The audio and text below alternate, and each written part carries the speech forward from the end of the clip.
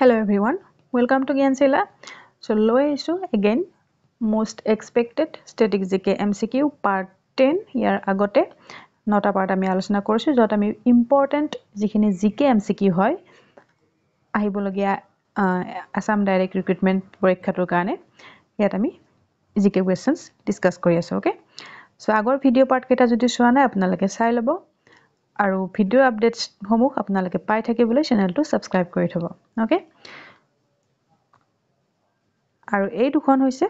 আমাৰ আসাম ডাইৰেক্ট ৰিক্ৰুটমেন্টৰ কাৰণে বনোৱা ই বুক দুখন হয় গ্ৰেড 4 আৰু গ্ৰেড 3 দুইটাৰে কাৰণে সেপাৰেট কৈ বনোৱা হৈছে দুখন ই বুক প্ৰতিখনৰ মূল্য ₹45 অনলি তলৰ ডেসক্ৰিপচন বক্সত লিংক দিয়া আছে আপোনালোকে যদি লব বিচাৰে তলৰ লিংকত গৈ ক্লিক কৰিব তাত আপোনালোকে পেমেন্ট অপচন পাই যাব Okay, so let's start the video. So, azir pratham prashna to ki ase sauk. Which is the southernmost area of Indian land? Ki hurise? Dokhinor jitu area hoy amar bharator hima bhitorot dokhinor jitu area hetu kuntu hoy yate ase Indira Point, Indira Col, Kanyakumari, Gulf of Mannar. To ei question to dekhi bohote yate kuntu tik maribo Kanyakumari tik maribo শুদ্ধ উত্তৰ but sorry ইয়াতে বহুতে ইন্দিৰা পইণ্টটো হে টিক মাৰিব okay Indira পইণ্টটো বহুতে ভাবিব ইয়াৰে শুদ্ধ উত্তৰ but কাৰেক্ট আনসাৰ কি হয় ইয়াৰে কাৰেক্ট আনসাৰ হয় কন্যাকুমাৰী প্ৰশ্নটোত কি সুধিছে চাওক সাউদাৰ্ণ মোষ্ট এৰিয়া সুধিছে ওকে সাউদাৰ্ণ মোষ্ট এৰিয়া সুধিছে যেতিয়া ইয়াৰে শুদ্ধ উত্তৰ হ'ব কন্যাকুমাৰী ওকে যদি সুধিলে হেতেন সাউদাৰ্ণ মোষ্ট পইণ্ট কোনটো হয় তো হেতু হয় ইন্দিৰা পইণ্ট দুইটাৰ মাজত কনফিউজ নহব পৰীক্ষাত এনেকৈ প্ৰশ্নটো সুধি দিব পাৰে সো মনত ৰাখিব next question the sun rises in which state firstly কোন প্ৰথমে কত সূৰ্য উদয় হয় আমাৰ ভাৰতৰ কোনখন ৰাজ্যত তো এটো ইজি কোৱেশ্চন হয় নিশ্চয় জানে সকলোতকৈ প্ৰথমতে সূৰ্য উদয় হয় অৰুণাচল প্ৰদেশত okay when was the Ahom established their capital at Saraideo হ'ব লাগিছিল Saraideo ঠিক আছে Saraideo আহোম সকলে কেতিয়া তেওঁলোকৰ ৰাজধানী এস্টাবলিশ কৰিছিল তো Saraideo তেওঁলোকে আহোম সকলে ৰাজধানী স্থাপন কৰিছিল কেতিয়া 1253 okay How many seats of Assam has in Rajya Sabha Rajya Sabhat আমাৰ অসমৰ কিমানটা সিট আছে কিমানখন আসন আছে তো আমাৰ ৰাজ্য সভাত অসমৰ আসন হয় কিমানখন হেয়া হৈছে 7খন ঠিক আছে লোকসভাত কিমানখন আছে লোকসভাত আমাৰ অসমৰ আসন কিমানখন আছে এটো আপোনালোকৰ কাৰণে কোৱেশ্চন হয় কমেন্ট সেকশনত কমেন্ট কৰিব okay India Divided the book was written by কোনে লিখিছিলে এই কিতাপখন India Divided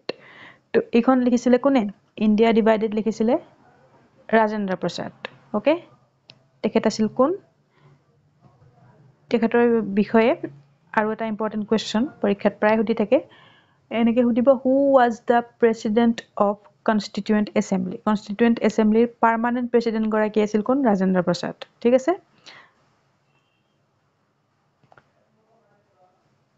next who was the president of INC at the time of partition of India যেতিয়া আমাৰ ভাৰত বিভক্ত হৈছিল হিন্দুস্তান পাকিস্তান তেতিয়া ইন্ডিয়ান ন্যাশনাল কংগ্ৰেছৰ প্ৰেসিডেন্ট কোন আছিল সুধিছে তো তেতিয়া আইএনসিৰ প্ৰেসিডেন্ট আছিল কোন হেয়া হয় জেবি কৃপলানি আচাৰ্য জেবি কৃপলানি আছিল প্ৰেসিডেন্ট ওকে আৰু তেতিয়া আমাৰ ভাইসৰয় কোন আছিল এটো সুধে ভাইসৰয় আছিল কোন আমাৰ ইন্ডিয়াৰ পাৰ্টিশনৰ সময়ত ভাইসৰয় আছিল লৰ্ড মাউন্টবেটেন ঠিক আছে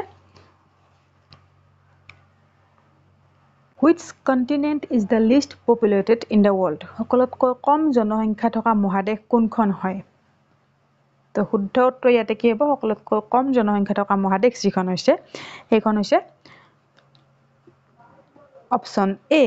সাউথ আমেৰিকা ঠিক আছে Lakshadweep Island is located in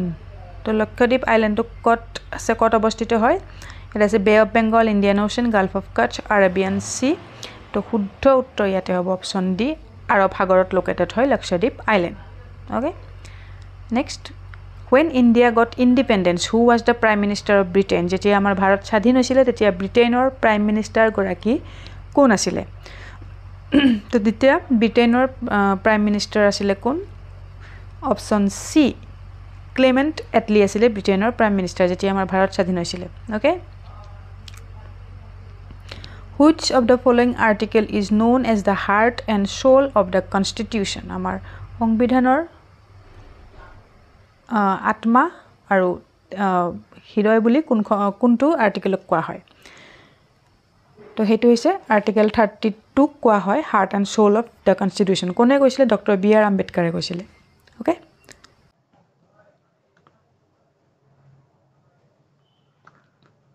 Who is the highest law officer in India? আমাৰ সকলোতকৈ যিগৰাকী highest law officer হয় আমাৰ ভাৰতৰ তেখেত কোন হয় তো ইয়াতে চিফ জাষ্টিস সুপ্ৰিম কোৰ্ট জাজ এটৰ্নি জেনেৰেল প্ৰেসিডেন্ট তো শুদ্ধ উত্তৰ ইয়াৰে কোনটো হ'ব ইয়াতে কাৰেক্ট আনসাৰ হ'ব অপচন সি এটৰ্নি জেনেৰেল হয় হাইয়েষ্ট ল অফিচাৰ আৰু তেখেতৰ লগত ৰিলেটেড যেটো আৰ্টিকেল হয় এটো পৰীক্ষাটোতে কিমান হয় আৰ্টিকেল 76 মনত ৰাখিব okay The first session of Constituent Assembly was held in প্ৰথমখন অধিবেশন আমাৰ সংবিধান সভাৰ প্ৰথম অধিবেশন যিখন হৈছিল প্ৰথম অধিবেশনখন কেতিয়া হৈছিল এটা কাৰেক্ট আনসাৰ হ'ব কোনটো অপচন এ যেটো আছে 9 ডিসেম্বৰ 1946 ত আমাৰ সংবিধান সভাৰ প্ৰথম অধিবেশনখন হৈছিল okay Who was the last ruler of Burman dynasty Barman বংশৰ শেষৰ গৰাকী ৰজা আছিল কোন আৰু হেয়া হৈছে কোন শেষৰ গৰাকী ৰজা হয় ভাস্কৰ বৰ্মন শেষৰ গৰাকী ঠিক আছে আৰু যদি হলে বৰ্মন বংশ কোনে এস্টাবলিশ কৰিছিল স্থাপন কোনে কৰিছিল হেয়া হয় পশু বৰ্মন ঠিক আছে Sikkim was added to North Eastern Council in the year Sikkim খন কেতিয়া আমাৰ North Eastern Councilত এড কৰা হৈছিল কিমান চনত Sikkim North Eastern Councilত এড কৰা হৈছিল 2002 চনত option A will be the correct answer ঠিক আছে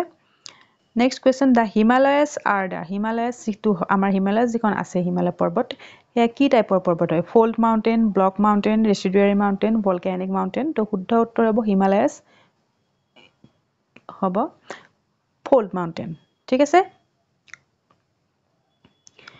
Where is the headquarter of North Eastern Council located কত আছে North Eastern Councilৰ headquarter আছে কত correct answer কোনটো হ'ব Option B, Shillong. Okay, Shillongot ase.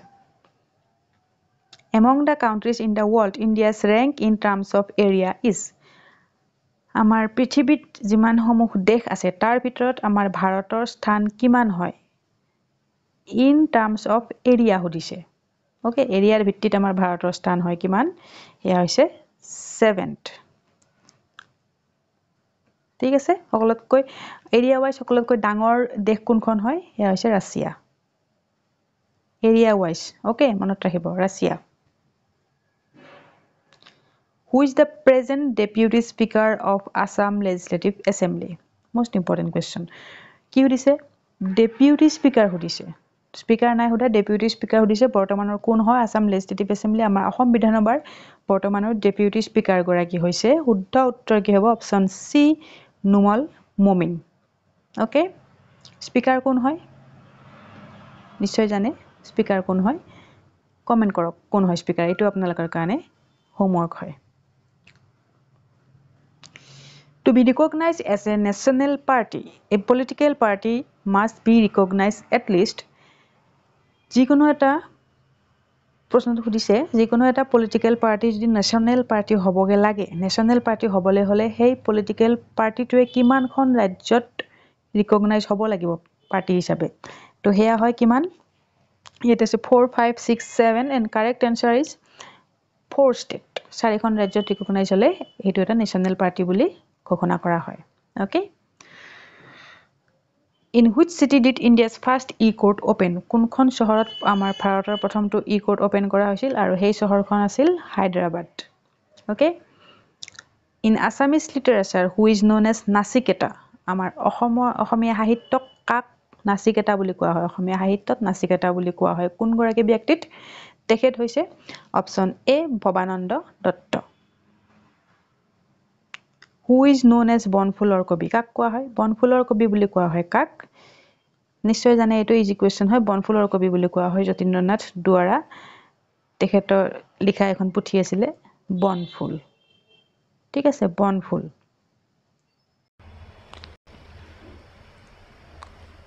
Jatindranath দুৱাৰাক কোৱা হয় বনফুলৰ কবি আৰু তেখেত হয় প্ৰথমগৰাকী অসমীয়া ব্যক্তি যিয়ে পাইছিল সাহিত্য একাডেমি এৱাৰ্ড ঠিক আছে বনফুল পুথিখনৰ কাৰণে কিমান চনত 1955 তেখেতে পাইছিল সাহিত্য একাডেমি বঁটা এই পুথিখনৰ কাৰণে ওকে সো এইখিনি হয় আজিৰ ভিডিওটোৰ কাৰণে কোৱেশ্চন আনসাৰসমূহ কেনে পালে ভিডিওটো আপোনালোকৰ ফিডবেকবিলাক আমাক জনাব comment সেকশনত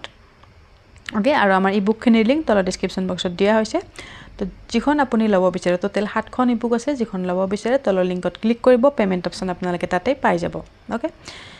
So that's all for today. If you liked the video, please like, share and subscribe our channel and press the bell icon for further updates of our video. Till then, keep learning, keep sharing. Jai Hind.